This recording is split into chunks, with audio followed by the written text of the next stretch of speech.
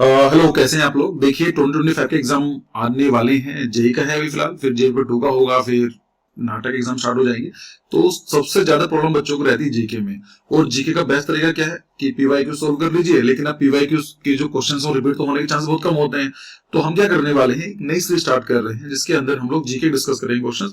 और ये मिक्स होंगे, मतलब पीवाईक्यूज भी होंगे, प्रीवियस क्वेश्चन पर जो मुझे लगते हैं कि अच्छे क्वेश्चंस है उनको डिस्कस करेंगे, और उसी के हिसाब से कुछ क्वेश्चंस मैं और भी डिस्कस करूंगा जो मुझे लगता है कि इन फ्यूचर जो कमिंग एग्जामिनेशन है 25, 26, 27 वहां पर क्वेश्चन पूछे जा सकते हैं। तो वीडियो आपको देखनी है, बहुत सारे क्वेश्चन डिस्कस करेंगे, एक्सप्रेशन के साथ डिस्कस करेंगे, बहुत मजा आने वाला है। लेकिन एक काम आप क्या करना है, जब भी मैं क्वेश्चन डिस्कस करूंगा तो आपको पहले वीडियो पॉज करनी है।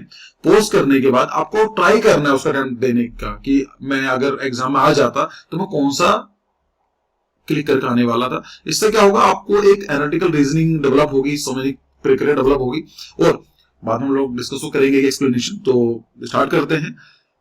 पहला क्वेश्चन है, अच्छा ये एक चीज जो है, अगर आप क्रैश कोर्स ज्वाइन करना चाहते हैं तो एक बार डिस्कस कर लीजिए इस नंबर पर, आपको पूरी की पूरी जानकारी दी जाएगी और तरीके से आप पढ़ सकते हैं स्ट्रक्चर वे में। 2-3 मॉड्यूल अवेलेबल है, मतलब सब्सक्रिप्शन बेस्ड अवेलेबल है, 48 डेज, 4 मंथ, 8 मंथ का देख लीजिएगा। जो नंबर आपको बताया वहां पर आप डिस्कस कर सकते हैं। पहला क्वेश्चन है कि jharokha is a type of window mostly found in. तो ये क्वेश्चन क्या है, झरोखा के बारे में बात कर रहा है कि झरोखा जो है, ये जो विंडोज एक तरह की विंडोज होती हैं, ये ज्यादातर कहां पाई जाती हैं। तो पहले वीडियो पॉज करो। क्या कौन सा सही आंसर क्या है इसका, मध्य प्रदेश। राइट, ये आप गलत बोल रहे हैं, मतलब सही बोल रहे हैं, मैंने मध्य प्रदेश गलत बोला, इट इज राजस्थान। तो राजस्थान के अंदर आप जाएंगे तो वहां पर आपको झरोखा देखने को मिलेंगे। एक टेक्निक है एक तरह से, जहां पर जो एरिड रीजन होता है, गर्म इलाकों को ठंडा करने का तरीका होता है। झरोखा एक तरह का माध्यम है, राइट। तो जैसे एक एग्जाम्पल है इसका हवा महल। तो जयपुर का आपने हवा महल सुना ही होगा, नाम ही हवा महल इसलिए पड़ा है। तो वहां पर क्या है, बहुत ज्यादा विंडोज देखने को मिलेंगे, और विंडोज को ही झरोखा बुलाया जाता है। ठीक है, तो पहला क्वेश्चन का जवाब क्या हुआ, राजस्थान। फिर आता है कि हु बिल्ड दी शालीमार बाग, जो श्रीनगर में है, शालीमार बाग है। ये आपको बताना है कि किन भाई साहब ने, मतलब अकबर है, जहांगीर है, बेगा बेगम है, या फिर शाहजहां, इन्होंने किसने इसको बनाया था। ये क्वेश्चन आ चुका है, ठीक है। तो जो क्वेश्चन आ चुके तो हम ज्यादा फोकस करेंगे। सो इट वाज जहांगीर ने ये जो शालीमार बाग है जो कि श्रीनगर में है उसको बनवाया था। फिर आता है complete the number series. Actually GK का नहीं है, लेकिन मैंने सोचा डाल लेता हूं इस क्वेश्चन को भी। तो ये आपको बताना है कि इसको जो सीरीज है जो कंटिन्यू करेंगे तो क्या नंबर आएगा। तो पहले वीडियो पॉज करो। मैथमेटिक्स टाइप का क्वेश्चन है, रीजनिंग का है, पेन पेंसिल लेकर आओ, कोशिश करो करने की। 10 के बाद क्या आ रहा है, 30 आ रहा है, 30 के बाद 68 है, फिर 130। तो उसका मतलब क्या है, कुछ ही ऐड हो रही है, मतलब एक प्रोग्रेशन सीरीज हो सकती है, या तो बार कुछ ऐड होगा, या कुछ माइनस होगा, या सब्ट्रैक्ट होगा, मतलब माइनस सब्ट्रैक्ट एक ही बात है, या मल्टीप्लाई होगा, डिवाइड होगा। इन चीजों पर क्वेश्चन बनते हैं। तो इसमें देखेंगे तो 20 का डिफरेंस है, आप इसको कर लेंगे, राइट। तो इसमें जो भी आंसर आएगा कमेंट सेक्शन में, आपका काम है, जीके का नहीं है इसलिए मैं डिस्कस नहीं कर रहा हूं। क्वेश्चन नंबर 3 का जवाब आपको देना है, और जो बच्चे इसका सही जवाब देंगे उसमें कमेंट कर दूंगा, बता दूंगा कि you are correct, so that कि बाकी बच्चे भी समझ पाए। ठीक है, क्वेश्चन नंबर 3 भी हमने कर लिया। फिर ये क्वेश्चन आता है in a clock the time is 11:35। तो क्वेश्चन ये कह रहा है कि जो है, ये भी रीजनिंग का क्वेश्चन है, कि जो घड़ी है उसका टाइम क्या है, 11:35। ठीक है, the clock is so place that its hour hand is facing north west, in which direction will the minute hand will be facing. तो ये क्या है, आपको डायरेक्शन बेस्ड क्वेश्चंस हैं, आपको बताना है, देखना चाहता है एग्जामिनर कि आपको डायरेक्शन सेंस है या नहीं है। तो क्वेश्चन कैसे करते हैं ऐसे क्वेश्चंस के लिए, हम इससे पहले ये बनाते हैं कि ईस्ट है, ये वेस्ट है, उधर ये नॉर्थ होता है, ये साउथ होता है, बेसिक है। अब अगर मैं आपसे बात करूं कि 11:35 का मतलब क्या है, लाइक यहाँ 12 होते हैं, यहाँ पर 6 होंगे, यहाँ पर 3 है, और यहाँ पर अपना 9 होगा। 11 का मतलब संभव यहाँ होना चाहिए, और 35 का मतलब क्या होगा, कर यहां पर आना चाहिए, लेकिन ये जो होगी कहीं इसके आसपास होगी, राइट, इस तरह से आएगी। तो ये 11:35 ऐसा दिखाएगी। अब ये क्या बोल रहा है, the clock is so place that its hour hand. Hour hand का मतलब क्या होता है, ये वाला, ठीक है, ये आर हैंड है, मिनट हैंड है, और सेकंड हैंड की जरूरत है नहीं। तो जो आर हैंड है it is facing north west. तो ये क्या है, इधर की तरफ ये फेस कर रहा है। अगर ऐसा करेंगे, इसको थोड़ा सा रोटेट करना है, इसको भी हम लोग ऐसा कर देंगे। तो ये कहां पर आना चाहिए, एक सेकंड, क्वेश्चन क्या है, in the time is 11:35, okay, the clock is so place that its hour hand is facing north west. तो नॉर्थ वेस्ट तो कर ही रहा है ना ऑलरेडी, अच्छा थोड़ा सा घुमा दिया है। तो ये जो आना चाहिए, ये आना चाहिए आपका ईस्ट और साउथ ईस्ट में इसका आंसर होना चाहिए। एक्चुअली थोड़ा सा ये है कि मेरे हिसाब से साउथ की तरफ आना चाहिए ज्यादातर, बट ऑप्शन में जो सिमिलर है वो साउथ ईस्ट है। ठीक है, तो क्वेश्चन नंबर जो 4 है उसका सही आंसर क्या होगा, साउथ ईस्ट। ठीक है, तो अगला क्वेश्चन देखते हैं। An escalator look like which on the following, ये आपसे पूछ रहा है। मॉल गए होंगे आप, रेलवे स्टेशन गए होंगे, एयरपोर्ट गए होंगे, मूवीज में देखा होगा, तो स्वचालित सीढ़ियां बोलते हैं हिंदी में, तो इस तरह की होती है, एक बेल्ट कन्वे बेल्ट होती है, उसके हिसाब से चलती रहती है ना इस तरह से। तो ये देखने में कैसी लगती है, ये लेटर की तरह लगती है। लेटर तो ऐसा होता है, सीढ़ी बोलते हैं। रैम्प कैसा होता है, रैम्प ऐसा कुछ होता है, नेक्स्ट स्लो मेंटेन करनी होती है, इसका रेशो होता है 1:16 का मेंटेन करते हैं। 12 इज मिनिमम, 12 से कम नहीं जा सकते हैं, और जब फोकस करते हैं नॉर्मली 16 के आसपास लेकर चलते हैं। तो मतलब अगर आपको 3 मीटर की हाइट पर रैम्प चढ़ाना है, अगर इट इज 3 मीटर, तो अगर हम 15 की बात करें तो इट शुड बी 45 मीटर, ऐसा कुछ आना चाहिए, इट लुक लाइक दिस, जिससे कि आराम से चढ़ सके। तो ये रैम्प है। लिफ्ट आप जानते ही हैं, और अल्टीमेटली देखने में कैसा लगता है, it's look like a staircase. तो बहुत सिंपल क्वेश्चन है, ये क्वेश्चन PYQs है, में से आया है। क्वेश्चन नंबर 6 है, कानपुर जो कि उत्तर प्रदेश में है इज ऑल्सो नोन एज, देखिए एक मेरे हिसाब से एक वीडियो अवेलेबल है जिसमें डिस्कस किया निकनेम ऑफ द सिटीज, कि जो अपने इंडिया है उसके ऊपर ट्राई करूंगा एक और डिटेल वीडियो बनाने के लिए, कि निकनेम ऑफ द सिटीज और इंटरनेशनल जो सिटीज हैं उनके किस लिए फेमस हैं, उसके लिए वीडियो आपको मिल जाएगी, चैनल पर ही मिल जाएगी, आई थिंक इंकथिंग पर है या फिर यहाँ पर है, देख लीजिएगा। तो एक बार देख लेना, वहाँ मैंने करीब 25-30 जो मेन सिटीज हैं इंडिया के, वो किस लिए फेमस है उनको डिस्कस किया है। खैर यहाँ पर क्या है, जो कानपुर है ये सिटी नवाब नहीं, ये है लेदर सिटी। यहाँ पर क्या होता है, चमड़े का काम होता है ज्यादा, ठीक है। तो ये पूरी दुनिया फेमस है कानपुर सिटी। फिर आता है lead, LEED, lead stands for, ये क्या इसकी फुल फॉर्म पूछी जाती है, यूनेस्को, इसरो, ESI, और ये सब क्वेश्चन आ चुके हैं। तो आपको जो एब्रीविएशंस हैं, शॉर्ट फॉर्म जो हैं, वो आपको जानकारी होनी चाहिए, ज्यादा नहीं है, 15-20 है, उनको याद कर लीजिए, एक नए क्वेश्चन आ जाएगा तो आपका एक क्वेश्चन ठीक हो जाएगा। तो ये पूछा गया, और ये जो क्वेश्चन मैं डिस्कस कर रहा हूँ सब PYQs में, अभी तक जो चल रहे हैं PYQ चल रहे हैं, मतलब मेरा टारगेट है इस वीडियो में अराउंड 50 क्वेश्चन डिस्कस करने का। लेट्स सी कितनी देर हम कर पाते हैं, कितना मैं आपको समझा पाता हूँ। और 25 क्वेश्चन जो रहेंगे PYQs रहेंगे, 25 क्वेश्चन लेटेस्ट जो मुझे लगता है क्वेश्चन आ सकते हैं उसके हिसाब से, ठीक है। जो LEED जो है, लीड्स बोलते हैं इसको, ये किसकी फुल फॉर्म क्या है। देखो होता क्या है, ये थर्ड पार्टी एक ऑर्गेनाइजेशन है जो बिल्डिंग को रैंक करती है। मतलब जैसा अभी क्लास में 50 बच्चे हैं तो 1 टॉपर कौन बनता है, लास्ट कौन बनता है, कौन रैंक करता है, एक थर्ड पार्टी होती है, मतलब अभी कॉलेज डिसाइड करता है। ऐसे ही आपका क्या है, कोई बिल्डिंग कितनी ज्यादा इन्वायरमेंट फ्रेंडली है, ये डिसाइड करती है लीड। इसकी फुल फॉर्म होती है energy efficient design, leadership in environmental energy design, leadership in environment and energy design, तो leadership in energy and environmental design. तो आपको ये बताना है इसका सही आंसर क्या है।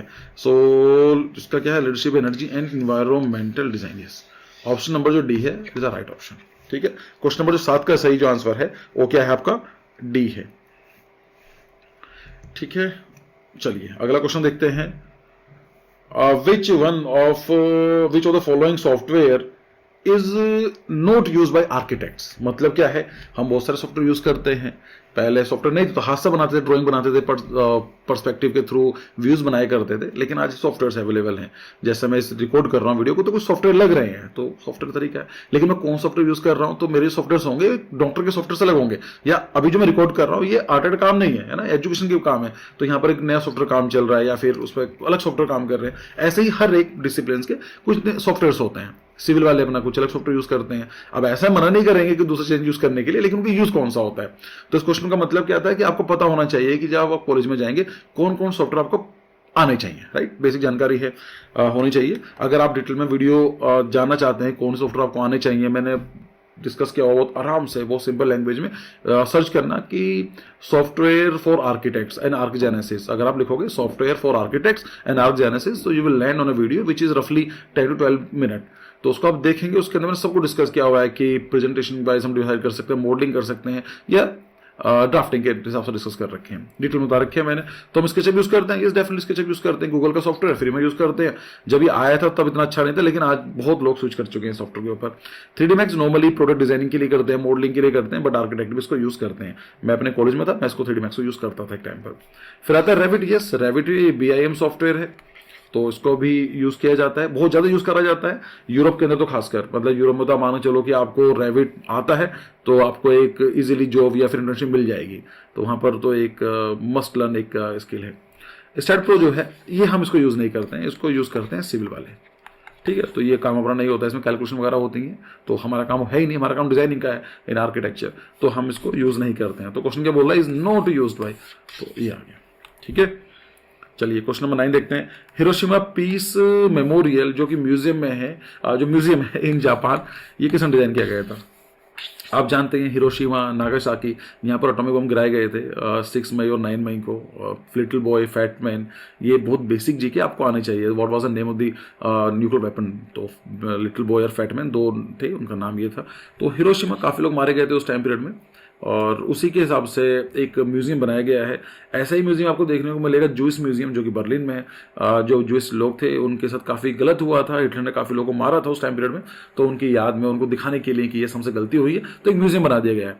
तो ऐसे ही आपको मिलेगा जूइस म्यूजियम मिलेगा। और यहाँ पर क्या काम है, हिरोशिमा के जो हुआ था उस टाइम पीरियड को, उसको याद रखने के लिए, सीखने के लिए एक बनाया गया म्यूजियम, जो उसको डिजाइन किया था केंजो तंगे ने। ये क्वेश्चन भी ईजी था। ये ट्रेडिशनल बिल्डिंग जो पूछे जाते हैं उससे लगता पूछा गया था ये। फिर आता है which one of the following is not a city type. तो आपको बताना है कि इनमें से कौन सा सिटी टाइप नहीं है। अगर आप देख, सिटी का मतलब क्या होता है भाई, एक सिटी ऐसा बना हुआ है, ऐसा कोई बसा हुआ है, राइट। एक सिटी ऐसा है, तो एक तरह से टाइप्स होते हैं। कोई लीनर सिटी है, लीनर सिटी का मतलब क्या होता है कि भाई सिटी जो है ऐसा कुछ बसा होगा, पूरा लंबा लंबा सा ऐसा, जो ज़्यादातर आप देखते हैं अलोंग द रोड इस तरह के। अच्छा, ये डिज़ाइन इस तरह का नहीं है, समझाने के लिए बता रहा हूँ। इसके ऊपर भी डिटेल वीडियो अवेलेबल है, अगर आप सर्च करेंगे सिटी पैटर्न आर्कजेनेसिस तो आपको वीडियो मिल जाएगी। उसमें बता रखिए किस तरह की सिटीज़ होते हैं, स्टार पैटर्न कौन सा होता है, सब चीज़ डिस्कस की है मैंने वहाँ पर भी। और फिर रेडियंट सिटी है, फिर गार्डन सिटी है, और फिर स्टैक सिटी है। तो लिनर सिटी के बारे में है, SY माता के नाम से ये बंदे थे जिन्होंने बताया था कि जो सिटी है ऐसा कुछ बनाई थी, डिजाइन करी थी ये अलोंग द रोड, और यहाँ पर सिटी ऐसे डेवलप की गई थी। And Copenhagen I guess is a good example. तो लिनर सिटी होता है। रेडियंट सिटी भी बनाया गया था। रेडियंट सिटी किसने करा था? आई थिंक रेडियंट सिटी, बताइए किसने करा था?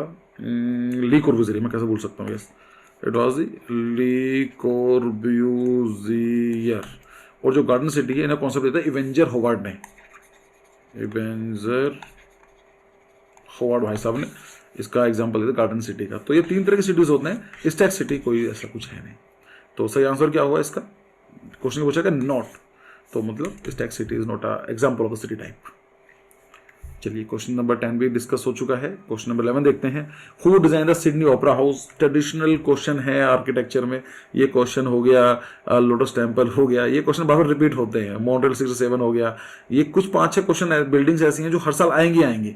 जैसे कि मैं आपसे बताता हूँ, आप पेट्रोनस टावर लिख लो, ये वाली बात नोट कर लो। पेट्रोनस टावर पर क्वेश्चन आएगा, क्योंकि पहले 5 साल से लगातार क्वेश्चन पूछा जा रहा है उसके ऊपर ही। अब वो वाली बात अलग है कि आप उसको ऑब्जर्व करते हैं नहीं करते हैं, बट मैं इतना श्योर हूँ कि पेट्रोनस टावर इस साल भी पूछा जाएगा। तो देख लेना कहाँ पर है वो, इनके आर्किटेक्ट कौन है। दुनिया का सबसे बड़ा ट्विन टावर है ये, ठीक है।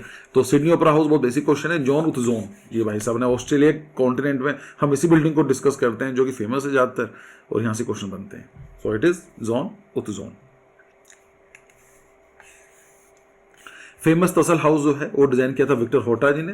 और ये क्या था? ये था आर्ट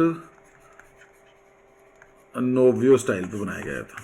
मतलब इसमें क्या हुआ करता था कि फ्लोइंग, FLOW, फ्लोइंग लाइंस और ऑर्नामेंटेशन, ऐसा कुछ था। इसी पैटर्न बनाया गया था। और मतलब जो बाकी लीनियर सीट बनाए जाते थे, ऐसा कुछ ज्योमेट्रिकल शेप की जो आर्किटेक्चर था उसके अगेंस्ट चलाया गया था। तो कि भाई नहीं, तो विक्टर होटा ये क्वेश्चन पूछा जाता है। और आर्ट नोवियो स्टाइल के में आपसे जो उम्मीद की जाती है, यही क्वेश्चन की उम्मीद की जाती है, क्योंकि सब गुड एग्जाम्पल इसका यही है। जैसे गोथिक का है, नोत्रे-डेम है, पार्थिनन है, पैंथियोन है आपका रोमन आर्किटेक्चर का है, पार्थिनन ग्रीक का है। तो ये रीज़न है कि भाई ये जो मूवमेंट स्टार्ट हुई थी या जो टाइम पीरियड रहा है, आर्किटेक्चर स्टाइल डेवलप हुआ था, इसका मास्टरपीस कौन सा है? तो ये है। तो विक्टर होटा प्रेजेंट किया था होटल दसल। फिर आता है कि which of the load, how the load is transfer from the super structure to the sub structure. भाई सिंपल सी वाली बात है, बिल्डिंग आपने ये बनाई हुई है तो आपको बताना है कि ऊपर से लेकर नीचे तक लोड कैसे जाएगा। तो पहले हम देखते हैं ऑप्शन क्या है, AE, AB। मुझे देख कर ये लग रहा है कि इसने ए ज़्यादा बहुत दिया हुआ है, लाइक उसको पता है, तो मतलब 100 ऊपर भी माना चाहिए, मतलब लॉजिकली देखा जाए तो। और उसने ये भी है, दूसरा दिया है D, लास्ट में D है। D का मतलब क्या है? अर्थ है, ओके। और क्या आता है? अर्थ के नीचे कॉलम हो सकता है कि नहीं हो सकता? फाउंडेशन हो सकती है ना। तो अर्थ के नीचे तो फाउंडेशन है, तो मतलब क्या है कि C होना चाहिए। तो मेरे हिसाब से ऑप्शन ये है। अब देख लेते हैं। मतलब पहले बीम होती है, बिल्कुल ठीक है। बीम के नीचे क्या आएगी? स्लैब आएगा। बीम के नीचे स्लैब भी डाल सकते हैं, स्लैब के ऊपर भी बी है, ए है, फिर कॉलम है, फिर फाउंडेशन है। नहीं, एक सेकेंड, इसका जो सही आंसर क्या होना चाहिए, the right option should be कि यहाँ पर हम देखते हैं कि पहले बीम है, फिर स्लैब है, तो बीम स्लैब आना चाहिए, स्लैब के नीचे आपकी बीम आनी चाहिए, उसके बाद आपका कॉलम आना चाहिए, है ना। ये स्लैब डाल दिया मैंने, मतलब एक तरह से अगर 3D बनाऊँ तो ये आ गया, इसका बीम आ गई है, ठीक है, स्लैब बीम, फिर आना चाहिए इसका कॉलम, कॉलम आना चाहिए, फिर फाउंडेशन आनी चाहिए इस तरीके से, और उसके बाद आपका जो आना चाहिए वो आना चाहिए अर्थ, ठीक है। तो ऑप्शन नंबर डी, और इसमें क्या है, ई का है, कॉलम पर देखो डी तो आना ही चाहिए इसमें, तो ऑप्शन नंबर ये रहा, option number D is the right option, ठीक है। जिसको देख लेते हैं कि ए बीम के नीचे स्लैब नहीं आ सकता है, फिर ई कॉलम दे दिया है, फिर अर्थ फाउंडेशन। अब मुझे सही में नहीं आ रहा है कि इन लोगों ने क्या सोच कर दिया है, लाइक जो बिल्डिंग बनाई जाती है वो ऐसा लगती है, फाउंडेशन अर्थ के नीचे ही आता है इस तरह से, लेकिन उनके ऊपर डिपेंड करता है कि पहले अर्थ को काउंट कर रहे हैं फिर ये काउंट कर रहे हैं, मुझे देखना पड़ेगा क्या है। मैं होता तो मेरे हिसाब से ऑप्शन नंबर डी ही सही ऑप्शन है, बाकी तो अब जो भी इनको लगता है उस हिसाब से उन्होंने कर दिया होगा, ठीक है। The design element which are associated with the sense of touch. देखिए ये जो क्वेश्चन है ये मेरे हिसाब से कॉन्ट्रोवर्शियल क्वेश्चन था, और ये पीवाईक्यू का क्वेश्चन था, मतलब पिछले साल आया पूछा गया था। इसमें पूछा गया है कि शेप पैटर्न 3D, इसमें क्या होता है, सेंस ऑफ टच का मतलब क्या होता है, टेक्सचर के बारे में बात चल रही है, मतलब जो आपका सेंसेस होते हैं टच करने के, मैं अपने पेन टच कर सकता हूँ कोई सरफेस को, इस बोतल को, लैपटॉप को, पेन को, किसी चीज को मैं टच करके देख सकता हूँ। तो सेंस ऑफ टच तब हो सकता है जब सरफेस पर 3D इफेक्ट हो, है ना। तो उसके अंदर क्या होता है, फॉर्म और शेप, आप जानते हैं डिफरेंस क्या होता है, इसके बीच में डिस्कस किया कई बार मैंने। तो मेरे हिसाब से जिसका सही ऑप्शन होना चाहिए, the right option should be option number, texture तो समझ में आता है, शेप भी आता है, फॉर्म भी आता है, मतलब एक्चुअली भाई जो फॉर्म है, अगर कोई चीज़ 2D है तो उसमें टेक्सचर कैसा निकल के आएगा, जब भी हम देखते हैं कहते हैं तो टेक्सचर को जूम इन करोगे तो अगर हमें रफ टेक्सचर लगता है तो एक्चुअली पता है टेक्सचर इस तरह से होता है जिससे कि हमारी जो फिंगर है, ये हमारे सेंस ऑफ टच हम चेक कर पाते हैं। अगर ये प्लेन कर दोगे तो टेक्सचर आएगा ही नहीं। तो ये क्वेश्चन मेरे हिसाब से क्वेश्चन गलत था, इतना इसको क्वेश्चन अच्छा बनाया जा सकता था अगर ये इसका हटा देते, मतलब 3D फॉर्म 3D वो रखते तो शायद अच्छा रहता फॉर्म में। फिर आता है क्वेश्चन नंबर 15, एलिफेंटा केव, ये कहां पर है आपको, ये आपको देखने को मिलेंगी मुंबई में। तो आपको ये है कि are dedicated to which god, तो आपको बताना है कि कौन से भगवान के लिए ये डेडिकेटेड है। शिवा, बुद्धा, तीर्थंकर, महावीर और विष्णु। तो बुद्धा का नहीं है, महावीर का नहीं है, शिव जी का है वहां पर। तो ये शेवाइट सेक्टर के लिए बनाई गई थी। और यहाँ पर आपको जो चीज़ याद रखनी है, दैट इज त्रिमूर्ति आपको वहां पर देखने को मिलेगी। तो त्रिमूर्ति स्कल्पचर एक तरीके से है जिसके अंदर ये दिखाता है कि तीन, मतलब शिव जी के 3 फेसेस हैं। जो एक दिखाता है आपका क्रिएटर का, एक होता है प्रोटेक्टर, एक को दिखाता है डिस्ट्रॉयर। और आपको यहाँ पर शिव जी जो हैं 3 पोजीशन में देखने को मिलते हैं, नटराज और अर्धनारेश्वर, और एक आता है योगेश्वरा पोज में बैठे हुए हैं। तो खैर इतना त्रिमूर्ति याद कर लीजिए, इतना आपके लिए काफ़ी है, इसका जरूरत भी नहीं है, ज़्यादा नहीं पूछेंगे। फिर दिखाते हैं कि who built Moti Masjid in Red Fort. Qutubuddin Aibak नहीं, उसने तो कुतुब मीनार बनाई थी। शाहजहां ने तो 3 बनाए थे, आगरा का किला और नहीं, आगरा किला नहीं, मैं क्या बोल रहा हूँ, लाल किला और जामा मस्जिद और ताजमहल। ठीक है, अकबर का तो है। और सही आंसर किया इसका औरंगजेब। देखिए जो औरंगजेब भाई साहब थे ना, ये बहुत ही ऑर्थोडॉक्स मुस्लिम थे। और इनका मतलब क्या था कि ज़्यादा उनको लगता था कि बिल्डिंग में क्यों पैसे खर्च करना। उन्होंने काम किया था कि बस अनेक्स करा जाए, उस टेरिटरी के अंदर ले लो, पूरा का पूरा होता है ना अपने मुगल एम्पायर को उससे ऊपर तक लेके गए। तो उन्होंने कभी पैसे कुछ खर्च ज़्यादा करा नहीं ज़्यादा उनका उस टाइम पीरियड के अंदर। बट फिर भी और जो भी छोटा मोटा काम करा है तो उसमें मोती मस्जिद आता है जो थोड़ा सा बनाया गया था, कुछ खास भी नहीं है, बहुत छोटा सा रूम बनाया ऐसा कोई ज़्यादा खास नहीं है। और ये पब्लिक के लिए बनाया भी नहीं था एक ऐसी। तो औरंगजेब के टाइम में कुछ ज़्यादा डेवलपमेंट तो नहीं हुआ आर्किटेक्चर में, लेकिन जो कुछ भी था यही था। फिर आता है stone masonry is classified in 2 parts, random rubble and ashlar machinery. ठीक है, 2 पार्ट में होती है, बिल्कुल ठीक है। फिर आता है कि random rubble machinery, each stone is cut to, देखो नाम सा मतलब, मैं बोलूँ कि यार रैंडमली को प्लान बनाते हैं, यार रैंडम कुछ भी करता है। और रैंडम मतलब क्या है कि you can not predict anything. मतलब अगर मैं बोलूँ कि रैंडम स्टोन्स आपको देखने को मिल रहे हैं, इसका मतलब क्या है, स्टोन रैंडम मिलेगा, कुछ छोटा मिलेगा, कोई बड़ा सा मिलेगा, कुछ अलग शेप का मिलेगा, ये रैंडम है। ठीक है, तो अब ये क्या कह रहा है कि random rubble machinery each stone is cut in uniform. फिर रैंडम कैसे होगा? अगर आपको सेम साइज में या यूनिफॉर्म साइज में कट कर बनाए जाते हैं तो how it can be random? नहीं होगा ना। तो लॉजिक से भी देखोगे तो नहीं हो रहा है। Fill all direction sides of the stone give perfect. तो मतलब क्या, ये सही है, दूसरा गलत है। अब दूसरा गलत तो एक्सप्रेशन का जवाब ही नहीं, मतलब सवाल ही नहीं उठता है। तो statement 1 is true but statement 2 is false. Yes, the first option is correct in this case. चलिए क्वेश्चन नंबर नेक्स्ट देखते हैं। Which of the following is not a principle of design? आपको बताना है प्रिंसिपल डिजाइन में कि भाई साहब emphasis, focal point, rhythm, unity, इनमें से कौन सा प्रिंसिपल ऑफ डिजाइन में काउंट नहीं होता है। अगर आपको थ्योरी ऑफ डिजाइन में थोड़ा सा कंफ्यूजन है तो आप एक काम कीजिए, थ्योरी ऑफ डिजाइन की डेडिकेटेड प्लेलिस्ट है, आप जाकर चेक कीजिए, उसमें 7-8 वीडियोस हैं मेरे हिसाब से, उनको देख लीजिए, मजा आ जाएगा पढ़ने में आपको, तो थोड़ा लग जाएगा। इसमें हम समझा देता हूँ कि जो फोकल पॉइंट है यूनिटी है, रिदम है, एम्फेसिस है।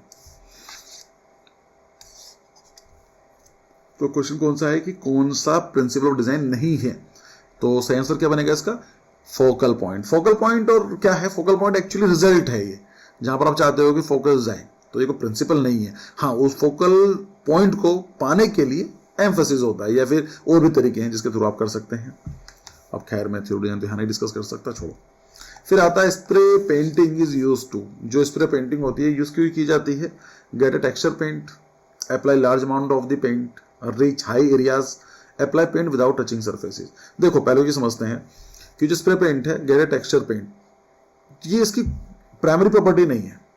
अब ऐसा नहीं है कि नहीं होता, टेक्सचर वाले भी आते हैं, उसके अंदर आपको मटेरियल आता है, मशीन्स आती हैं, तो टेक्सचर पेंट आपको दे देंगे करके, कोई प्रॉब्लम नहीं है। तो है, लेकिन प्राइमरी नहीं है, तो हम समझना, इससे बेटर कोई ऑप्शन मिलेगा कि अपने को, अगर मिलता है तो हम उसको देखेंगे। Apply large amount of the paint, कि large amount of the paint की बात कर रहा है वो कह रहा है कि ज्यादा पेंट लगाना हो। एक्चुअली इस पेंट से क्या होता है, लार्ज एरिया को हम कवर करते हैं, ना कि पेंट को। तो ये इसका मतलब क्या हुआ, ये देखने में लग रहा सही है, but it's like large, apply large area of wall, ये ऐसा बोल सकते हैं ना, कि क्या काम करता है सिर्फ पेंट से हम लार्ज एरिया में कर सकते हैं। कुछ आई थिंक 3-4 महीने पहले ही तो मेरे पास मशीन रखी हुई थी पेंट करने की, तो मुझे रूम की करनी थी, और मैं ये काम खुद करता रहता हूँ, बिगिन आर्किटेक्ट, तो मुझे अच्छा भी लगता है अपने रूम को थोड़ा सा देखना, ट्राई करना। ऐसा नहीं कि मैंने बुलाया अपने को भाई कर दे, और वाली बात ठीक है, लेकिन जब पहली मशीन को यूज करते हो तो मजा आता है। तो मैंने चीज नोटिस करी कि जो बाकी आज के ट्रेडिशनल लोग हैं वो वाइट वॉश करते रहते हैं ब्रश लेके, और पेंट से, स्प्रे पेंट से कुछ करने की जरूरत नहीं होती, अगर मिक्स करना लगाना होता मशीन से बहुत आसानी से पेंट हो जाता है। तो large amount of the paint, ये जो है स्टेटमेंट गलत है। लार्ज एरिया की बात करें तो सही होता, ठीक है। फिर आता है reach high areas. High areas जाने के लिए मैं खड़े होकर भी जा सकता हूँ, उसमें कोई सामान रख सकता हूँ, एक स्टूल रख सकता हूँ, तब भी हाई एरियाज जा सकता हूँ, है ना। या फिर मुझे क्रेन से भी उठाया जा सकता है। तो स्प्रे पेंट की लिमिटेशन है भाई, यहां से लेके यहां तक ही जाएगा, वहां तक ही जाएगा, ऐसा नहीं है। Apply paint without touching the surface, ये इसका एग्जांपल जो है, ये प्राइमरी कॉज है कि yes this is the most appropriate, कि हाँ ये वाली बात सही है कि अगर स्प्रे पेंट करता हूं मैं बिना टच करे उस सरफेस को पेंट कर सकता हूं। तो ऑप्शन नंबर जो डी है ये सबसे ज्यादा अच्छा ऑप्शन है। तो इसका मतलब क्या है, ऑप्शन नंबर डी ही सही जवाब है। फिर आता है which of the following is a shell structure. तो आपको बताना है इसमें क्या है। लोवर्स म्यूजियम कहां पर है, ये पेरिस में है। बैंक ऑफ चाइना टावर कहां पर है, मिलेनियम डोम कहां पर है, और स्टैनस्टेड जो एयरपोर्ट है, ये देख लीजिएगा आप। इसमें से आपको बताता हूं कि जो है शेल स्ट्रक्चर, मतलब देखने में ऐसा कुछ बना हुआ शेल टाइप का है, तो ये कहां, मिलेनियम डोम, इसको बोलते हैं O2, और डोम भी है, O2 अरेना भी बोला जाता है, इसका निकनेम था, मतलब निकनेम है या था, मतलब है। तो मिलेनियम डोम जहाँ चलता है, क्यों मिलेनियम डोम क्यों है, क्योंकि इसको 31 दिसंबर 1999 को इनॉग्रेट किया गया था, तो उस दिन के बाद से नया मिलेनियम लग गया 20, तो इसी नाम से डाल दिया गया उसको। खैर इन सब चीजों में देखेंगे, लोवर्स म्यूजियम देखेंगे, बैंक ऑफ चाइना टावर देखेंगे, स्टैंड से देखेंगे, यहाँ पर आपको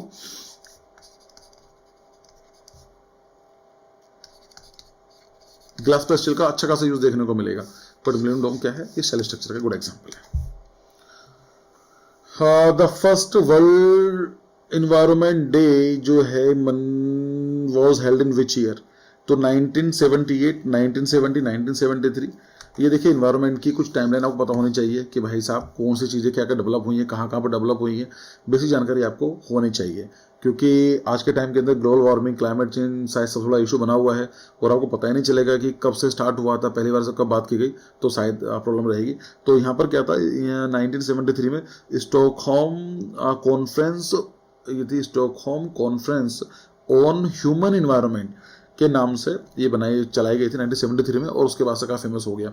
यहाँ पर इस सस्टेनेबल डेवलपमेंट की बात की गई थी पहली बार कि भाई साहब जो डेवलपमेंट तो होना चाहिए बट वो सस्टेनेबल भी होना चाहिए। तो 1973 ये था और इम्पोर्टेंट है। A gigantic chariot with elaborated carved stone wheels, pillars and wall are the characteristic of Golden Temple. Golden Temple में ऐसा कुछ है ही नहीं, तो ये नहीं है। मीनाक्षी टेम्पल के अंदर तो आपको गोपुर वो देखने को मिलेगा, एंट्रेंस अच्छी खास देखने को मिलेगी, पर ऐसा कुछ नहीं है। यस, कोणार्क सन टेम्पल है, वहाँ पर आपको चैरियट देखने को मिलेगा, बहुत ही सुंदर है, देखा भी होगा। आई थिंक जो पुराने नोट थे, पुराने जो ओल्ड करेंसी नोट थे, आई थिंक 50 या 20 रुपीज़ के नोट में था वो, मुझे ठीक से याद नहीं है। अगर आपको जानकारी हो तो मुझे बताइएगा जरूर कि था। वैसे क्वेश्चन पूछा नहीं जाएगा बिकॉज ये आउटडेटेड इंफॉर्मेशन है, लेकिन फिर भी दिलवार टेम्पल जो है ये है जैन टेम्पल है। तो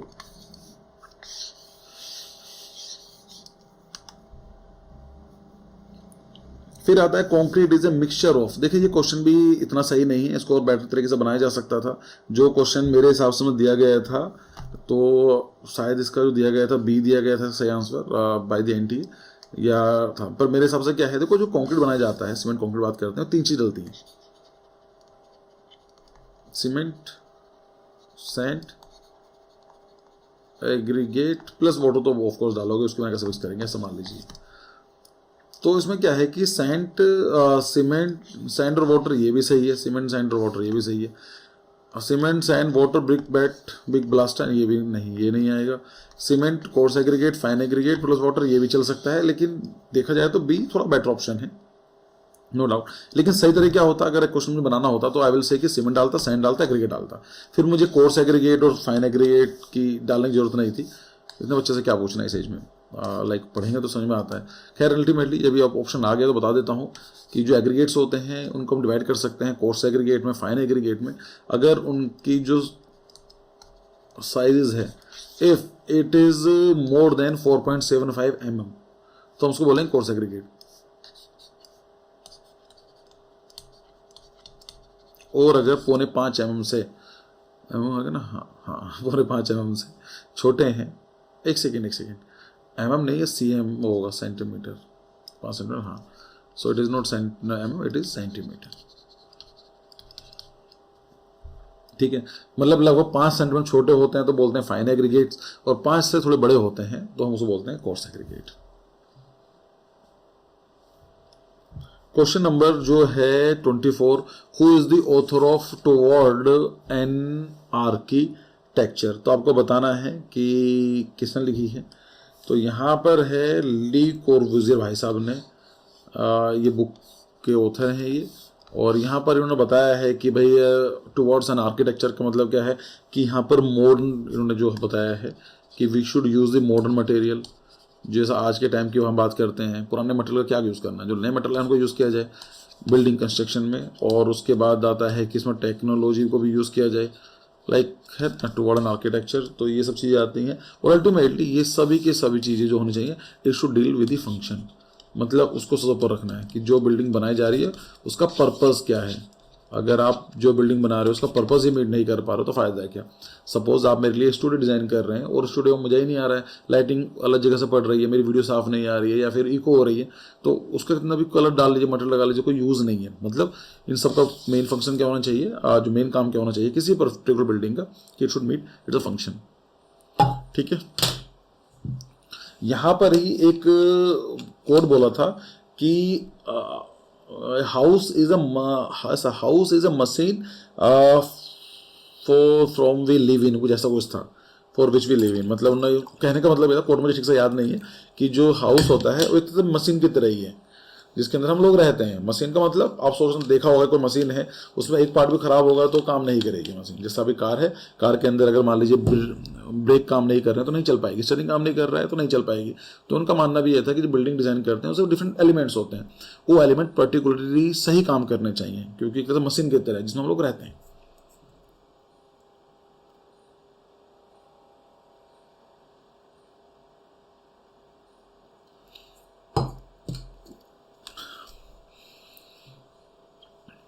चलिए नेक्स्ट क्वेश्चन है, given below are two statements, वही है reason, assertion and reason. Assertion बोलता है green buildings have a lower life cycle cost. देखिए ग्रीन बिल्डिंग का मतलब क्या होता है, ऐसी बिल्डिंग जो इन्वायरमेंट पर इम्पैक्ट कम डालती है, मतलब वो नेचुरल लाइटिंग को फोकस करती हैं, वेंटिलेशन फोकस करती हैं, ठीक है, ग्रीन रूफ हो गया तो उस पर काम करती हैं। ये कहते हैं lower life cycle cost. Life cycle cost का मतलब क्या है कि ऐसा मान लीजिए आपके पास एक कार है, उसकी पूरी लाइफ में कितना उसने खर्चा करा है, आपने उसकी सर्विस में खर्चा करना पड़ा होगा कुछ चीज़ों को, हम उसको बोलते हैं लाइफ साइकिल कॉस्ट। जैसे ह्यूमन मेरी हो सकती है, आपकी उसकी सबकी हो सकती है। तो ये कहना चाहता है कि जो ग्रीन बिल्डिंग है उनकी लोअर लाइफ साइकिल का मतलब क्या है कि एक बार बना दी बिल्डिंग, थोड़ी सी एक्सपेंसिव बनती है ग्रीन बिल्डिंग्स, लेकिन उनकी अगर आप ओवरऑल देखोगे लॉन्गेटिविटी के हिसाब से बात करेंगे तो उनकी जो लाइफ साइकिल है, जो लाइफ साइकिल कॉस्ट है वो काफ़ी कम पड़ती है देन दी कन्वेंशनल बिल्डिंग। अब मैं एक सिंपल बिल्डिंग बना सकता हूँ, लाइट लगा रखी है, लाइट यहाँ से आ रही है, यहाँ से आ रही है, पीछे वाली लाइट जल रही है, 2 स्टूडियो बंद कर रखे हैं फिलहाल मैंने, तो ये भी चल रहे हैं, लेकिन ये बनाने में आसान है, लगा दिया मैंने यहाँ पर लाइट लगा दी। अब सोच कर देखो अगर मैं उसको ग्रीन बिल्डिंग बनाने की कोशिश करता हूँ, मुझे यहाँ से विंडो देनी पड़ती है, नोज लाइट देनी पड़ती है, रूफ हटानी पड़ती है, तो स्टार्टिंग में कॉस्ट महंगी पड़ती है, बट इन लॉन्ग टर्म ये फायदे में होती है ग्रीन बिल्डिंग्स। फिर अगर green building require less maintenance and have lower energy and water consumption. तो रीजन बता रहा है कि ऐसा क्यों होता है कि जो ग्रीन बिल्डिंग्स होती हैं उसको मेंटेन करने की मेंटेनेंस की कॉस्ट कम पड़ती है। जैसे विंडोज लगा देता हूं मैं तो मुझे लाइट की जरूरत नहीं पड़ती, अभी लाइट खराब होती है तो 700-800 रुपये लाइट आती है सिर्फ, तो ऐसा मानो चलो उसके पैसे बच जाते हैं ना, तो वो बच गए। और उसका क्या होता है लोअर एनर्जी कंजप्शन, यस, क्योंकि आर्टिफिशियल लाइट यूज ही नहीं हो रही है। और वाटर कंजप्शन की, भाई पानी को हम लोग रेन वाटर हार्वेस्ट करते हैं तो हमारा जो वाटर है वो भी कंजप्शन कम होता है। तो yes, option A is correct and A and R, both A and R correct, but नहीं, ऑप्शन नंबर 3 है वो उसका सही जवाब हो जाएगा कि हाँ भाई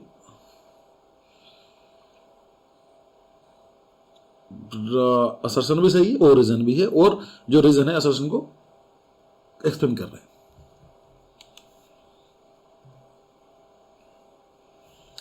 फिर आता है क्वेश्चन नंबर 6 का कि saturation level of colour represent. मैंने तो बात की थी कलर थ्योरी के कुछ क्वेश्चन पूछे जाते हैं एवरी ईयर, ऐसे ही क्वेश्चन आते हैं, बहुत इजी क्वेश्चन आते हैं, डिस्ट्रीब्यूशन, डार्कनेस, वार्मनेस, ब्रिलियंस। तो सैचुरेशन का मतलब होता है ब्रिलियंस, कि कोई भी कलर जो है कितना ब्राइट है, कितना ब्रिलियंट है। जैसे अब मेरी शर्ट आप रेड कलर की है, लेकिन आप रेड कलर तो कई सारे शेड्स भी आ सकते हैं, टोन भी टिंट भी आ सकते हैं, तो कितना ब्रिलियंट है उसको बोलते हैं सैचुरेशन। अगर मैं उसको खत्म सैचुरेशन 0 हो जाएगी तो हम उसको बोलेंगे ब्लैक एंड व्हाइट बन चुकी है। तो ब्लैक एंड व्हाइट बोलिए, डिसैचुरेशन बोलिए या डिसैचुरेट इमेज बोलिए, एक ही बात है। फिर आता है कि before plastering the surface has to, अगर आप प्लास्टर कर रहे हैं किसी वॉल पर, जैसे ये डाल रखा है उसमें, ये वॉल थी, वॉल के प्लास्टर कर रहे हैं तो क्या करना है, हमें स्मूथ में करना पड़ता है। ये कह रहा है बिफोर ना, बिफोर प्लास्टरिंग जो सरफेस है उसको स्मूथ करेंगे तो चिपकेगी नहीं, फ्रिक्शन ही नहीं होगा उसमें, पकड़ कैसे बनाएंगे तो नहीं होगा। पॉलिश करेंगे तो फिर अगेन आपने और भी स्मूथ बना दिया तो भी नहीं होगा। रफ, यस, तो रफ करनी पड़ती है, जिससे कि जैसे अगर आपके हैंड ऑयली हैं तो आप कोई चीज आप खोलते हैं, किसी का ढक्कन खोलते हैं, कैप खोलते हैं, बड़ा मुश्किल पड़ता है, क्यों, फ्रिक्शन नहीं हो पाती ना। तो अगर वही चीज है, अगर आपने कोई वॉल के ऊपर पहले से पेंट करा हुआ है, फिर कुछ ऊपर लगा रहे हैं तो चिपकेगा ही नहीं। So what we need to do, we have to make it first rough and then we have to apply the other coat. तो सही ऑप्शन क्या है इसका, ऑप्शन नंबर सी।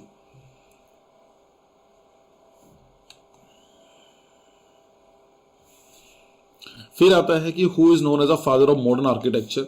तो इनको बोला जाता है, लुइस सुलेवान जी को बोला जाता है फादर ऑफ मॉडर्न आर्किटेक्चर। ये थोड़ी कंट्रोवर्सी होती है इन क्वेश्चंस में, लेकिन ज्यादातर लोगों का ये मानना है कि लुइस सुलेवान जो थे उनको हम बोल सकते हैं फादर ऑफ मॉडर्न आर्किटेक्चर। अब जो क्वेश्चन स्टार्ट हो रहे हैं वो मुझे लगता है कि ये क्वेश्चन आ सकते हैं इन द कमिंग एग्जामिनेशन, तो अपनी मर्जी से जो मुझे लगता है कि आपको आने चाहिए उनको हम डिस्कस कर रहे हैं। पीवाईक्यूज लगभग 25 के आसपास हम लोग पीवाई को डिस्कस करते हैं, और 25 के आसपास मैं आपको क्वेश्चन दूंगा जो आपके चांसेस आने के।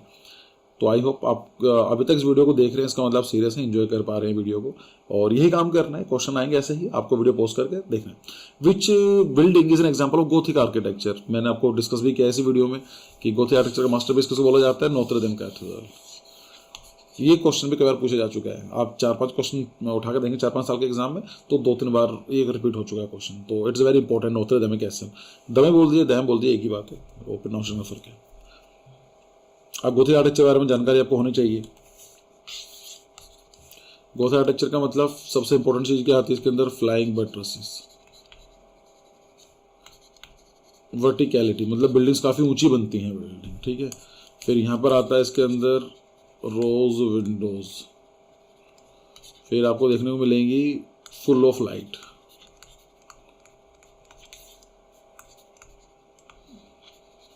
वेंटिलेशन तक मान लीजिए ये चीज आएगी। और क्या है, पॉइंटेड आर्चेस,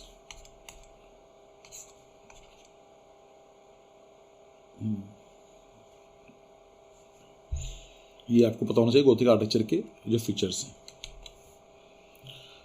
नेक्स्ट क्वेश्चन है, which of the following is a load bearing structure. Load bearing structure मतलब क्या होता है, जिस पर लोड पड़ने वाला है। जैसे आपके पास आपका रूम है और आपका जो रूम है उसमें आपने वॉल बना दी है, जैसा काम है अभी डिस्कस करेंगे। जैसे यहाँ पर एक ग्लास कर्टन वॉल है, पैरापेट वॉल है, ब्रिक मशीनरी वॉल है, रिटर्निंग वॉल है। तो आप बताना कौन सी वॉल पे लोड पड़ता है। देखो, जो कर्टन वॉल का मतलब क्या होता है, ग्लास कर्टन वॉल, कर्टन का मतलब होता है पर्दा।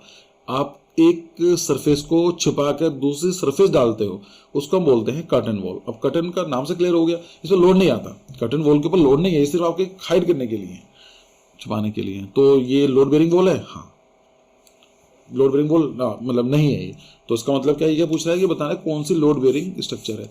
तो कर्टन वॉल तो नहीं है भाई, लोड तो नहीं पड़ता है। पैरापेट वॉल कौन सी होती है, जहां पर भी जैसा आपका छत है ये, तो आप जहां पर सडन फॉल होता है तो हमें क्या करते हैं, वॉल बनाते हैं यहाँ पर प्रोटेक्ट करने के लिए, गिर ना जाए यहाँ से ना। तो इसकी 90 सेंटीमीटर की नॉर्मल हाइट लेकर चलते हैं, तो पैरापेट वॉल के ऊपर भी लोड नहीं पड़ता। ऐसा काम सिर्फ ये, कोई लोड ऐसा नहीं आ रहा है। रिटर्निंग वॉल का मतलब क्या होता है, रिटर्निंग वॉल आपने देखा होगा कि जो आप हिल स्टेशन में, हिल्स में जाते हैं, तो लाइक ये हिल है, आप यहाँ कुछ अपना घर बनाना चाहते हैं, बट आपको डर लगता है कि यहाँ से पत्थर गिरेगा तो हो जाएगा। सो व्हाट वी डू, हम क्या करते हैं, यहाँ पर एक डाल देते हैं रिटर्निंग वॉल इस जगह। तो उससे क्या होता है, यहाँ उसको फिल कर देते हैं, जिससे क्या होता है कुछ भी आता है तो यहाँ पर रुक जाएगा इसके इधर की तरफ, और यहाँ पर हम लोग उसे यूज कर सकते हैं। This type of wall is called as a returning wall, मतलब लैंड को रिटेन करने के लिए बोला जाता है रिटर्निंग वॉल। तो इसमें लोड नहीं पड़ता है। अल्टीमेटली क्या है, ब्रिक मशीनरी वॉल, यहाँ पर लोड पड़ता है। अच्छा, वो जरूरी नहीं है कि जो ब्रिक मशीनरी वॉल पर लोड पड़ेगा। मतलब अगर आप देखेंगे कि अगर आप अपार्टमेंट देखते हैं तो वहाँ पर बीम्स और कॉलम पर लोड डाला जाता है, तो वहाँ पर भी ये लोड बेयरिंग वॉल नहीं होती है। बट इस क्वेश्चन के अंदर सबसे अच्छा ऑप्शन क्या है, ब्रिक मशीनरी वॉल। अगर आपका घर 1-2 फ्लोर ही है तो आप ब्रिक वॉल पर ही लोड डाला जाता है। गाँव में चले जाइए, वहाँ पर आपको ऐसी आर्किटेक्चर देखने को मिलेगा। Which principle of design ensure visual equilibrium in A composition. तो आपको बता रहा है कि भाई आप कौन सा प्रिंसिपल डिजाइन है जिससे कि कंपोजिशन में विजुअल इक्विलिब्रियम आ जाएगा। बैलेंस है, प्रोपोर्शन है, कंट्रास्ट है, रिदम है। तो भाई साहब प्रोपोर्शन मतलब क्या होता है, size and proportion. Dedicated video available है थ्योरी डिजाइन की प्लेलिस्ट में, जाइए उसको देख लीजिए। तो ये तो नहीं है। कंट्रास्ट ये भी नहीं है भाई, बैलेंस कैसा है कंट्रास्ट में। रिदम, रिदम के अंदर बैलेंस का नहीं है। तो अल्टीमेटली क्या है, इक्विलिब्रियम कब आएगा, जब इसमें बैलेंस होगा। तो ऑप्शन क्या हुआ, ऑप्शन नंबर जो 1 है वो इसका सही जवाब है।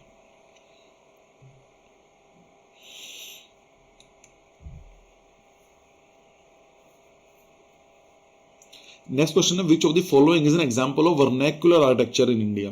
तो हम समझ लेते हैं कि what is the meaning of the vernacular architecture. Vernacular architecture का मतलब क्या होता है, देखो वर्नैक्युलर मतलब होता है लोकल, एक पर्टिकुलर एरिया का जो आर्किटेक्चर है उसको बोलेंगे वर्नैक्युलर आर्किटेक्चर। मतलब वो विद द टाइम की बात करें, वो डेवलप हुआ है। तो हर एक जगह का अलग आर्किटेक्चर होता है। जैसा उत्तराखंड में जाएंगे तो वहाँ पर आपको धची देवरी स्टाइल देखने को मिलेगा। हिमाचल में जाएंगे तो वहाँ पर काटकोनी के नाम से आर्किटेक्चर है। ऐसे ही आप केरला में जाएंगे, नॉर्थ ईस्ट में जाएंगे तो वहाँ का लोकल आर्किटेक्चर है, उसको बोलते हैं वर्नैक्युलर आर्किटेक्चर, पर्टिकुलर किसी एरिया का होता है। ठीक है, तो ये पूछा गया है कि बताओ कौन सा एग्जाम्पल। लोटस टेम्पल तो मॉडर्न आर्किटेक्चर है, लोटस टेम्पल में क्या मतलब है। जंतर मंतर अगेन ये भी नहीं बोल सकते हैं कि लोकल आर्किटेक्चर तो नहीं है। अक्षरधाम टेम्पल ये भी नहीं है, ये भी लोकल आर्किटेक्चर कब से हुआ। तो राइट ऑप्शन का हवेली। यस, जो राजस्थान आपको हवेली देखने को मिलेंगी वो कहीं ना कहीं दिखाती है आर्किटेक्चर का ही स्टाइल दिखाती है। जैसे पहला क्वेश्चन झरोखा वाला, तो ऐसा ही क्वेश्चन है। तो उसको बोलेंगे हम लोग कि सही ऑप्शन क्या होगा इन चारों में से, हवेली जो है कि राजस्थान की वो ज़्यादा। The spiral form of Gangnam museum in New York was design by, तो ये क्वेश्चन आपसे पूछना चाहता हूँ। चलो देखते हैं कि इसका सही जवाब कौन देता है, कौन कौन यहाँ तक इस वीडियो को देख पाया है, और अगर आप इस वीडियो का सही जवाब देंगे तो मैं आई विल रियली अप्रिशिएट। मैं आपसे एक क्वेश्चन क्यों पूछ रहा हूँ, क्योंकि इसके अंदर आपने जो पढ़ा है उससे थोड़ा अलग है ये। देखो क्वेश्चन क्या है, जो आप पहले जवाब दीजिए फिर मैं बताऊंगा। क्वेश्चन नंबर 33 का जवाब दो आप। फिर क्वेश्चन नंबर 34 है, in reinforced cement concrete what is the purpose of using steel. देखिए होता क्या है कि अगर हम बात करें कंक्रीट, मैं थोड़ा सा बड़ा कर बनाता हूँ आपके लिए। ऐसा मान लीजिए कंक्रीट है और इसको आप चाहे तो वॉल भी ले सकते हैं, वॉल एक ही बात है। देखिए जो भी हम लोग स्ट्रक्चर है उसको दो तरह की फोर्स लग सकती है, एक हो सकती है कंप्रेशन, कंप्रेसिव स्ट्रेंथ, एक हो सकती है टेंसाइल। कंप्रेसिव का मतलब क्या है कि लेट से मेरे पास एक मैस्टिक है, अगर मैं उसको दबाना स्टार्ट कर दूं, कंप्रेस कर रहा हूं, तो दोनों साइड से अंदर तरफ लग रही है, हम बोलेंगे कंप्रेस कर रहा हूं, है ना, कंप्रेसिव स्ट्रेंथ। कंप्रेस टेंसाइल मतलब दोनों का अपोजिट डायरेक्शन, इसको इधर खींच रहा हूं और इसको इधर खींच रहा हूं, जैसे आपका रॉड बैंड होती है उसको अपोजिट खींचते हैं, हम उसको बोलेंगे टेंसाइल स्ट्रेंथ। तो जो कंक्रीट वॉल होती है इसकी कंप्रेसिव स्ट्रेंथ बहुत ज्यादा होती है, कोई प्रॉब्लम नहीं है, बट अगर उसको टेंशन पड़ेगा ना वॉल के ऊपर तो ये काफी कम होती है, वीक होती है टेंसाइल स्ट्रेंथ में। अगर हम बात करें कि यहाँ पर जो स्टील यूज करते हैं, स्टील बार्स जो यूज करते हैं, उसका क्या होता है, इसमें कंप्रेसिव स्ट्रेंथ कम होती है, स्टील को दबाएंगे तो जल्दी खराब हो जाएगी, लेकिन उसमें टेंसाइल स्ट्रेंथ बहुत ज्यादा होती है, ऐसा कुछ। अब जब हम बिल्डिंग बनाते हैं, स्ट्रक्चर बनाते हैं, तो structure is subjected to get the different type of the forces, compressive भी मिलेगी, बेंडिंग मोमेंट भी होगा, टेंसाइल स्ट्रेंथ भी मिलेगी। तो हम क्या करते हैं कि सीमेंट कंक्रीट की तो लेते हैं कंप्रेसिव स्ट्रेंथ और स्टील का जो लेते हैं वो लेते हैं टेंसाइल स्ट्रेंथ। तो अल्टीमेटली हम ये वाला जो कॉम्बिनेशन है इसको कॉपी करने की कोशिश करते हैं। तो क्वेश्चन क्या बोल रहा है कि to reinforce concrete what is the purpose of using steel to increase the load bearing capacity. ठीक है, हाँ बिल्कुल सही, लोड बेयरिंग कैपेसिटी है। तो ये इवन अगर देखा जाए तो हम ये बोल सकते हैं to increase the tensile strength of a structure, तो ये और भी बेटर ऑप्शन होता है ना, क्योंकि टेंसाइल स्ट्रेंथ बढ़ाने के लिए, लेकिन ये एक ही बात है, उसने जेनेरिक वर्ड यूज कर लिया लोड बेयरिंग कैपेसिटी को बढ़ाने के लिए। जैसे ठीक है, टू प्रिवेंट क्रैकिंग, नहीं ऐसा कुछ नहीं है। टू रेसिस्टेंट टेंसाइल, रेसिस्ट क्यों होगा, टू सपोर्ट टेंसाइल स्ट्रेंथ, तो ऑप्शन नंबर सी तो अपोजिट हो गया। टू इंप्रूव एस्थेटिक, नहीं उसका कुछ नहीं है क्योंकि छिप जाता है, दिखता थोड़ा ही ना है। तो ऑप्शन नंबर जो है ए जो है बेटर ऑप्शन है। अगर ऑप्शन नंबर सी होता है to increase the tensile forces, to increase the tensile strength, तो ये ए से बेटर ऑप्शन हो जाता है, बट यहां पर ऑप्शन नंबर जो ए है वो बेस्ट अप्रोप्रिएट है। गोल्डन रेशो क्या होता है ये पता होना चाहिए आपको, लास्ट ईयर नाटा पूछा गया था 1.618, इसको बोलते हैं कि गोल्डन रेशो होता है ये, और बहुत ही इंपॉर्टेंट है। और ये फिबोनाची सीक्वेंस से ही आया है, उसके लिंक क्या है वो डिस्कस करेंगे कभी। तो बोलते हैं used in architecture for structural strength, नहीं ऐसा कुछ नहीं है। एस्थेटिक प्रोपोर्शन, यस करेक्ट, हमारी जो बिल्डिंग होती है कंपोजिशन है वो अच्छी लगती है अगर आप गोल्डन रेशो इसको यूज करते हैं तो। ठीक है, नेक्स्ट क्वेश्चन देख लेते हैं। In Indian architecture the tower of the sanctorium is called as. जो आप टावर देखते हैं किसी भी टेम्पल में तो पूछा गया है भाई क्या बोलते हैं, मंडप, गोपुरा, शिखर, गर्भगृह। शिखर बोलते हैं उसको, ये टावर। तो गर्भगृह जो है सेंटर में मतलब गर्भगृह होती है जहाँ पर जो मेन भगवान है उस पर्टिकुलर मंदिर के वो विराजमान होते हैं, अंदर जाते हैं, शिव जी हैं, राम मंदिर जो भी है, उसके ऊपर जो ऐसा कुछ देखने को मिलता है हम उसको बोलते हैं ऐसा कुछ, ये बन का आता है शिखर। शिखर मिलेगा आपको नॉर्थ इंडियन स्टाइल में, नगर स्टाइल में, और जो विमाना है आपको मिलेगा साउथ इंडियन आर्किटेक्चर में। विमाना कैसा होता है, ये कर्व होता है, इस तरह से कर्व आ गया, और विमाना जो बना होता है इट लुक लाइक दिस, ऐसा कुछ पिरामिडिकल होता है।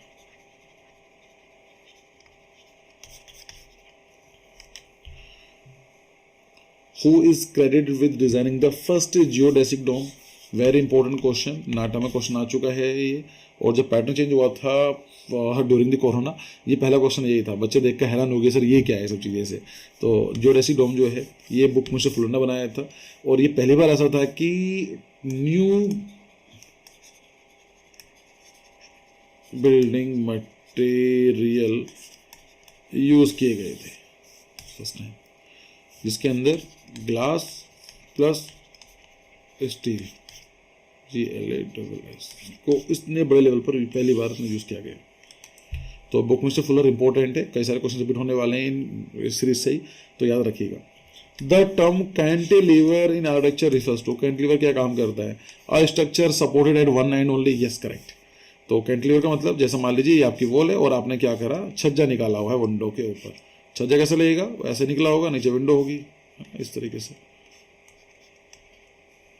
तो ये क्या एक तरफ सपोर्ट कर रहा है, वन एंड से सपोर्ट हो रहा है और यहां से क्या है, ये ओपन है, तो उसको बोलते हैं कैंटिलीवर। टाइप डेकोरेटिव एलिमेंट ये नहीं है, रूफ लोड बेरिंग वॉल नहीं, ये नहीं है।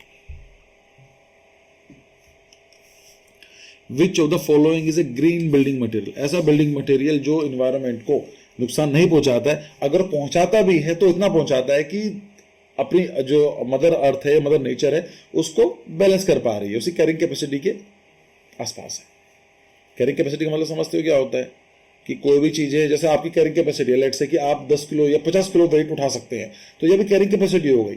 ऐसी हमारी अर्थ है कि हमारी जो अर्थ है कितना पोल्यूशन या कितना एक्सप्लोइटेशन झेल सकती है, हम उसको बोलेंगे कि हमारी अर्थ की कैरिंग कैपेसिटी इतनी है। तो इसका क्या है? Vinyl, fly ash brick, plastic laminate, asbestos, तो ये आ गया। इंपॉर्टेंट है, याद रखिए। फ्लाई एश ब्रिक्स की होती हैं, काफ़ी अच्छी ब्रिक्स होती हैं और ये सस्ती रहती हैं in comparison of the traditional bricks. Rate some same से ही पड़ता है, बट वो थोड़ी सी सस्ती पड़ जाती है और उनकी स्ट्रेंथ है काफ़ी ज़्यादा होती है। Like in terms of the traditional brick उनसे 2 टाइम्स ज़्यादा स्ट्रेंथ होती है, लेकिन आपको देखने को मिलेंगी नहीं फ्लाई एश ब्रिक्स यूज़ होते हुए। लोग थोड़े से नई चीज़ों को डरते हैं, नई भी क्या, काफ़ी टाइम से यूज़ की जा रही है।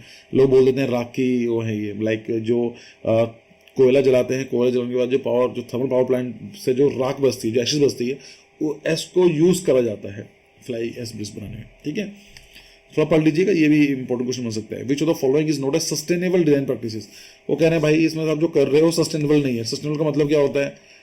डेफिनेशन क्या है सस्टेनेबिलिटी की? वही है ना कि to meet the present generation need without compromising the future generation need capacity to deal with their need, ऐसा कुछ है कि मतलब आपकी जरूरतें हैं नेचर से, अब ऐसा है ना हम अपना हवा लेना बंद कर देंगे या कुछ काम करना बंद कर देंगे। सस्टेनेबल क्या बात करता है कि भाई आप काम करो, कोई मना नहीं कर रहा है, आपको एक्सपोर्ट करनी है, पेड़ भी काटने हैं, काटो, कोई प्रॉब्लम नहीं है, लेकिन ऐसा मत करो कि आपकी आने वाली जनरेशन को पे करना पड़े। आज के केस में आप और जो हम पे कर रहे हैं, जैसे आप देखते हैं global warming, climate change, pollution, air pollution, Delhi के आसपास जो लोग रह रहे हैं, तो उन लोगों को सोच कर देखो कि जो पोल्यूशन हो रहा है आपकी वजह से हो रहा है, मेरी वजह से हो रहा है, नहीं, ये पिछली जनरेशन से पिछली जनरेशन लोगों ने काम किया है, हम भुगतना पड़ रहा है। तो ऐसा ना हो, आने वाले जनरेशन को उनकी कैपेसिटी कम हो जाए, क्या उनको कॉम्प्रोमाइज करना पड़े, इस तरह की बोला जाता है सस्टेनेबल। तो ये क्या कह रहा है, कौन सा विच of the following is not a sustainable design practice, कौन सी नहीं है?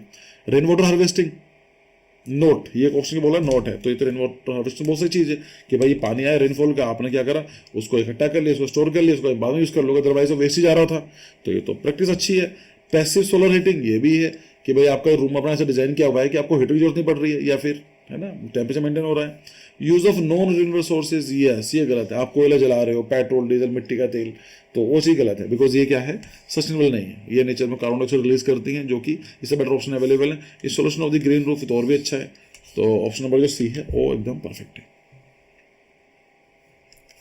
What is the main purpose of A lintel in construction, कि आपका जो लिंटल है कंस्ट्रक्शन में यूज क्या होता है। ये क्वेश्चन नाटा में कई बार पूछा गया है, लास्ट की बात कर रहा हूं, तो जो मैं आपसे बोलता हूं उसको याद कर लीजिएगा, स्पेशली स्पेशल अटेंशन दे रहा हूं मैं। तो इसका मतलब ये बिल्कुल नहीं है कि ये क्वेश्चन रिपीट नहीं होंगे, पैटर्न सेम रहने वाला है और मोस्ट ऑफली क्वेश्चन भी ऐसे ही आपको देखने को मिलेंगे।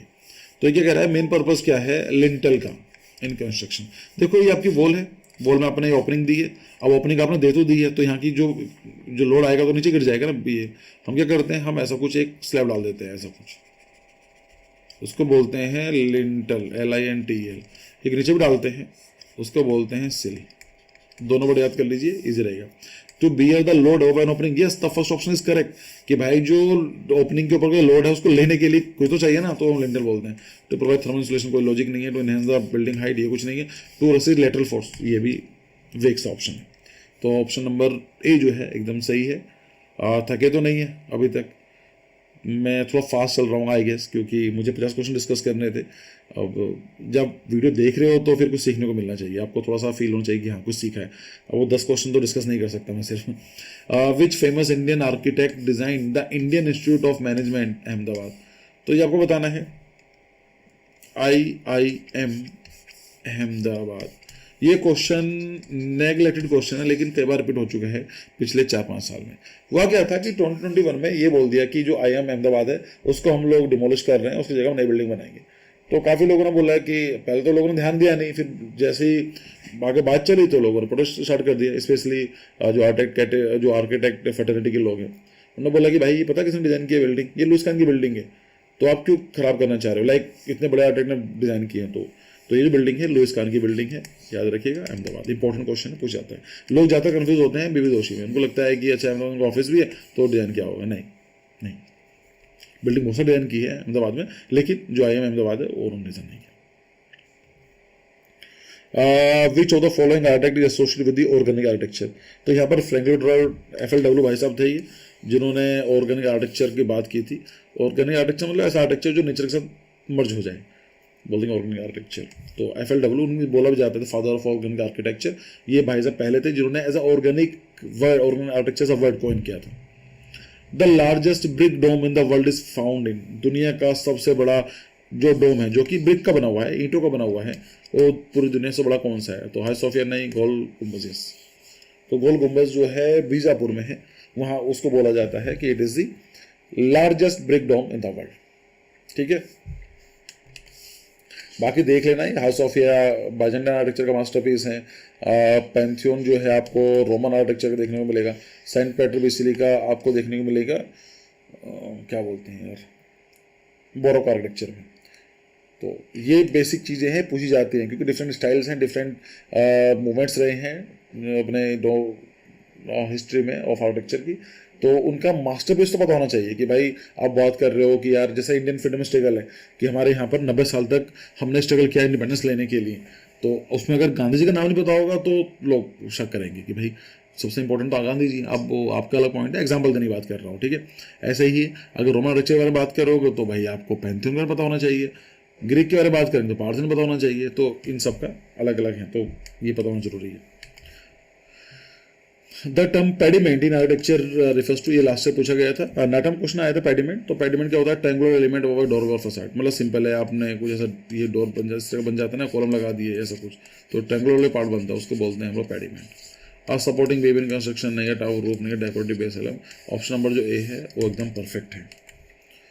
काफ़ी देर हो गई है ना, चलो तीसरा क्वेश्चन और कर लेते हैं। The architecture term clerestory refers to. Clerestory क्या काम करती है, कॉलम एक तरह का नहीं, a series of windows near the roof line. Yes, मतलब क्या है कि ये आपकी वॉल है, लेट से ये वॉल है और ऐसा कुछ डिजाइन बनकर आ रहा है, तो जो रूफ के पास की विंडोज आपने बना दी इस तरह की, उसको बोलते हैं क्लियर स्टोरी। ऑप्शन नंबर जो बी है एकदम सही है। चंडीगढ़ इन इंडिया आवाज डिजाइन, बहुत ही बेसिक क्वेश्चन है, पूछने के चांसेस बहुत कम है, लेकिन पूछे जरूर जाएगा ये। तो मतलब बहुत बेसिक क्वेश्चन है यार, आपको ये क्वेश्चन तो आना ही चाहिए। आप ये नहीं कह सकते कि सर मुझे क्वेश्चन नहीं आ रहा है। क्यों नहीं आ रहा है, पहली बार आप यही पढ़ोगे जब भी सुना यार चंडीगढ़ प्लान सिटी है, तो इट इज ली कॉर्बूसियर। चलिए, third last question for today. In Islamic architecture the decorative niche in a mosque that indicate the direction of prayer is called. देखिए क्या होता है कि जो हम जो बात करें मॉस्क में एक वॉल होती है जिसकी तरफ लोग प्रे करके फेस करके प्रे करते हैं, और जो वॉल की डायरेक्शन है वो डिपेंड करती है कि आप दुनिया में किस पार्ट में, मतलब दिस इज अवर अर्थ, यहाँ पर मक्का है, मक्का मदीना, तो अगर आप यहाँ की तरफ कर रहे हैं तो वॉल का फेस तरफ होगा, यहाँ पर बैठे हैं तो आपका वॉल फेस तरफ होगा, यहाँ पर है तो आपका इस तरह से होगा, यहाँ पर है तो आपका इस तरह, मतलब ऑफकोर्स ग्लोब बना देगा ना, ऐसा कुछ बनेगा, इस डायरेक्शन बनेगा। ठीक है, तो यहाँ पर क्या होता है, एक निश होती है, उसकी तरफ से ही जो डिवोटीज होते हैं प्रे करते हैं, नमाज पढ़ते हैं। फिर आता है the Parthenon in Athens, example of which order of classical architecture. तो आप जानते हैं जो पार्थेनन है, ये जो ग्रीक आर्किटेक्चर का है, ये डोरिक कॉलम है। तो याद रखना, जो ग्रीक आर्किटेक्चर के अंदर डोरिक, आयनिक एंड कोरिंथियन आए थे ग्रीक में, और रोमन के अंदर टस्कन एंड कंपोजिट। तो आपको 5 कॉलम याद होने चाहिए, बहुत इंपॉर्टेंट है। 5 ना हो तो एटलीस्ट ग्रीक जो क्लासिकल ऑर्डर है, और क्लासिकल ऑर्डर में जो ग्रीस के हैं डोरिक, आयनिक, कोरिंथियन पता होना चाहिए। Okay, the term spolia in architecture refers to, ये क्या हो, डेकोरेटिव प्लास्टर वर्क है? नहीं, reuse material from earlier structure. Yes, option number जो बी है सही है, कि जो पुराना मटेरियल बच जाता है, जैसे कोई स्ट्रक्चर हमने डिमोलिश किया, उसको हम लोग उसकी जगह कोई नया बनाने वाले हैं, तो उस मटेरियल को जो यूज किया जाता है उसको बोलते हैं स्पॉइलिया। जैसे नींव भरने के लिए, फाउंडेशन के लिए उसमें डाल दिया जाता है, ब्रिक ब्लास्ट होती है, वो डाल दिया जाता है। ठीक है, तो this is the end of the video. अगर वीडियो पसंद आई होगी तो लाइक कीजिए, और अगर आप क्रैश कोर्स वगैरह ज्वाइन करना चाहते हैं, डायरेक्टली तैयारी करना चाहते हैं, तो आप इस नंबर पर मुझसे बात कर सकते हैं। क्रैश कोर्स लॉन्च किए जा चुके हैं dedicatedly for the JEE and the NATA. तो 9250809050 ये नंबर है ऑफिस का, इसमें इस नंबर पर आप व्हाट्सअप करके बात कर सकते हैं। तो आई होप काफ़ी कुछ सीखने को मिला होगा। तो see you in the next video. Thank you for your time.